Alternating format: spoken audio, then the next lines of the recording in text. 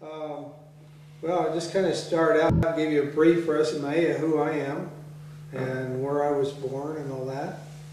I was born here in Columbus, Indiana, February 23rd, 1940. Obviously, I don't remember too much from the time I was born until about I was age 4 or 5. I remember World War II when it happened. I remember the blackouts that occurred in areas across the entire country where all of the people who was fortunate enough to be in the United States had to practice and close their windows and turn out lights. And although my parents tried to keep me away from the knowledge of World War II, somehow or another, even though I was very young at the time, I do remember, what happened during the war. And it was we didn't have anyone directly in our family involved in fighting, but we heard enough stories that even at a tender age of 4 or 5, we knew what was happening.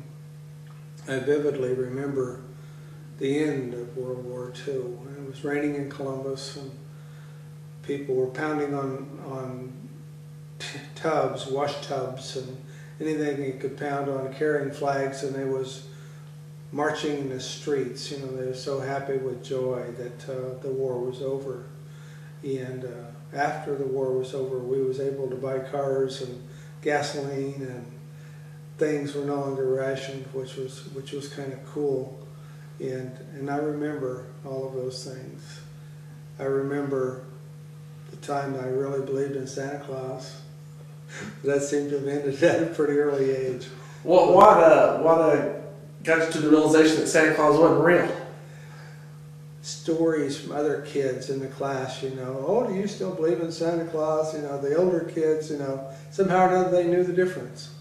And kind of busted my bubble. I really enjoyed Santa Claus, It was nice to believe in Santa Claus. I know you seem to get more presents when Santa Claus is real. I mean, your parents think it's real. But I think so, yeah. It's, the excitement is over I remember my grandpa giving me presents, and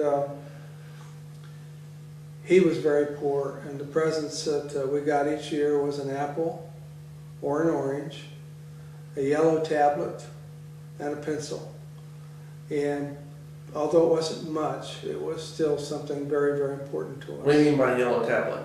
A yellow to write or draw on? Tablet, and a pencil, and an orange or an apple. And about the same thing every year. The only things that changed whether it was an apple or an orange, But I mean, he was poor, and it meant a lot to us because it came from him. And we used to go fishing in Flat Rock, Indiana, where my dad was born and where my grandpa lived. And my brother and I would get Helger mites and dig up the worms. We didn't catch too many fish, which probably would have interfered with Dad and Grandpa.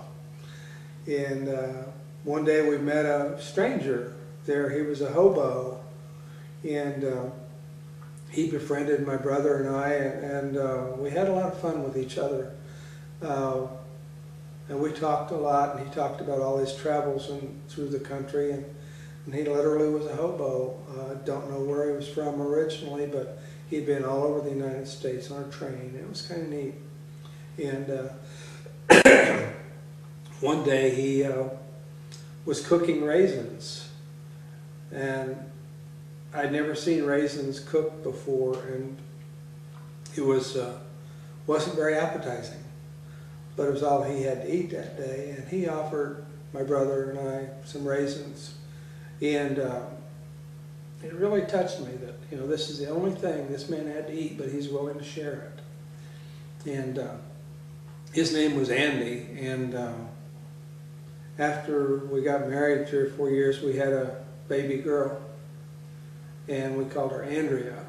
And I don't know if it was subconsciously or otherwise, but we named our daughter Andrea, and her nickname was Andy.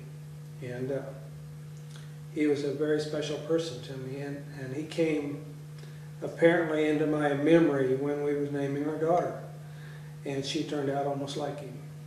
Very giving and very caring and sharing. And She works with severely handicapped people, and I just have to believe there was a connection there. But it's a neat thing to happen. Later on, Andy sent us a Christmas card, and he said thanks for your friendship, and that was the last time we'd ever heard of him.